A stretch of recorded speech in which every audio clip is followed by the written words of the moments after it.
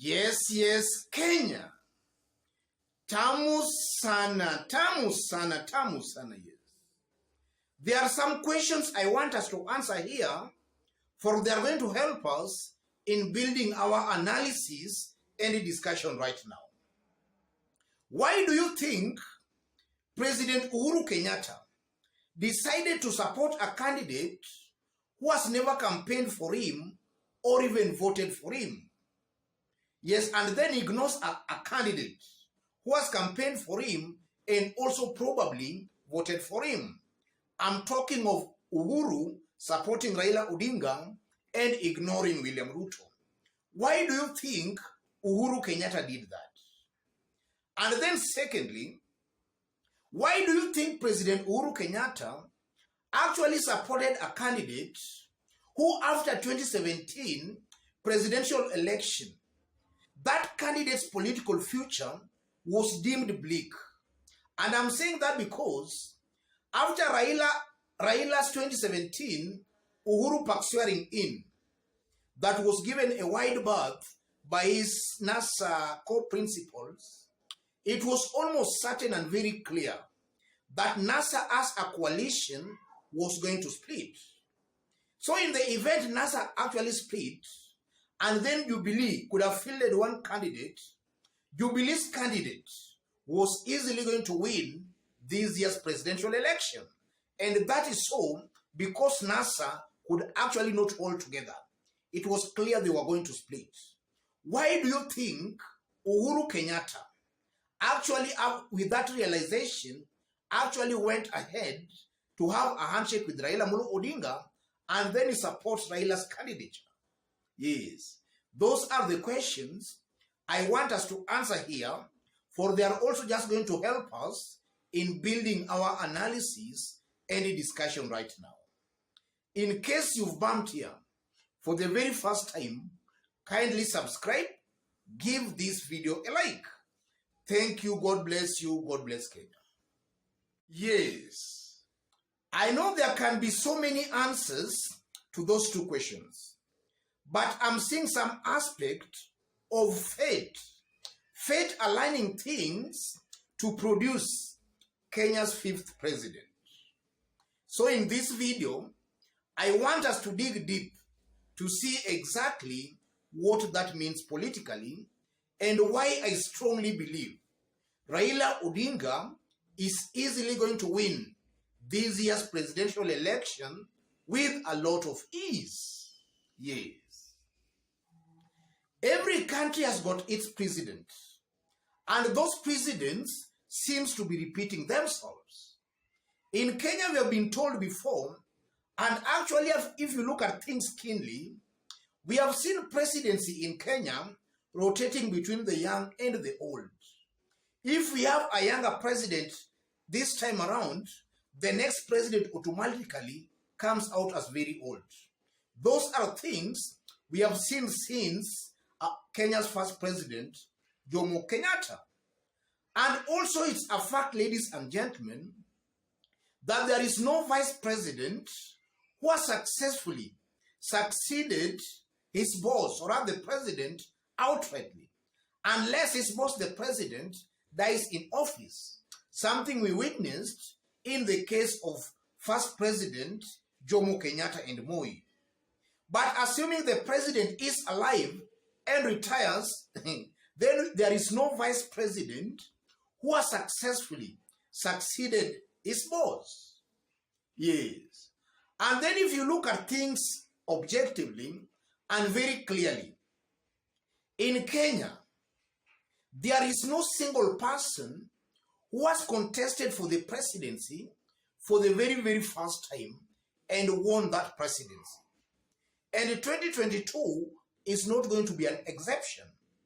Anybody contesting for the presidency for the very first time in 2022 is not going to win this year's presidency. That if the president that have been said before is anything to go by. So I'm seeing fate clearly aligning things, yes, for things to happen the way they should. Assuming Uhuru Kenyatta could have not had a handshake with Raila Amolo Odinga, William Ruto was most definitely going to be the president. And that was going to actually alter maybe the way fate had planned it. Fate planned it that a candidate contesting for the presidency for the very first time should not be the president. That's exactly why I'm saying Uhuru Kenyatta actually looked for Raila Odinga, somebody who had never campaigned or voted for him. They had a handshake, and actually Uhuru Kenyatta goes ahead to endorse Raila Amolo Odinga. I'm seeing fate at play here. And then also, if Uhuru Kenyatta would have also not had a handshake with Raila Amolo Odinga, it's almost clear and very certain that a vice president or a deputy president was outrightly going to succeed his boss. And from the precedent that had been said before, that was going to alter things, and other things, as all along they have been happening. So Uhuru Kenyatta had to have a handshake with Raila Amolo Odinga for fate to actually align things as they should happen. And that's why I'm most likely seeing a situation where Raila Odinga is easily going to win this year's presidential election with a lot of ease.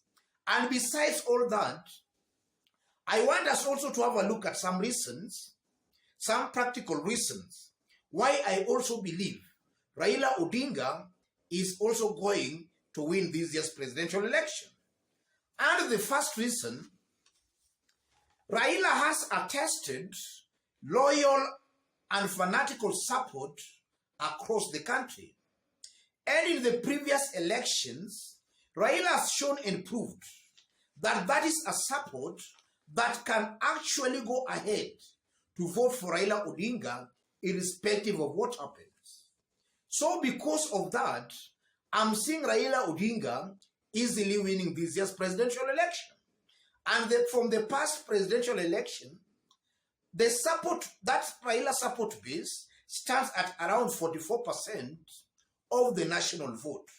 So as it is right now, Raila already has a 44% support.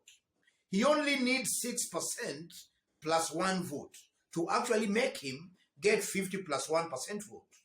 None of his competitor has proved to have that kind of a support. In fact, Raila's main competitor, rather challenger William Ruto, is yet to prove that. Because of that, I'm seeing Raila Odinga easily winning this year's presidential election with a lot of ease. Another reason, Raila Odinga enjoys massive endorsement and support from various regional, political, and ethnic kingpins across the country. And in Kenya, our politics is purely based on ethnic personalities. On the mountain, an area that has never voted for Raila Odinga before, Raila enjoys the backing of the region's political and ethnic kingpin, President Uhuru Muigai Kenyatta. And I still repeat here that at the right time, the mountain will listen to their ethnic and political kingpin. And also if you look in Northeastern, as I talk right now, Raila enjoys a majority support of various clan elders in Northeastern. And also if you look largely across the country, Raila also enjoys some massive support from notable political leaders across the country. That's how I'm seeing Raila easily going to mobilize support across the country. A support that is easily going to make him win this year's presidency. And then I won't forget the aspect of the government, the aspect of the system, the deep state. And I'm stressing on that because it's believed all along it's that system that has been denying Raila Odinga his win, his victory.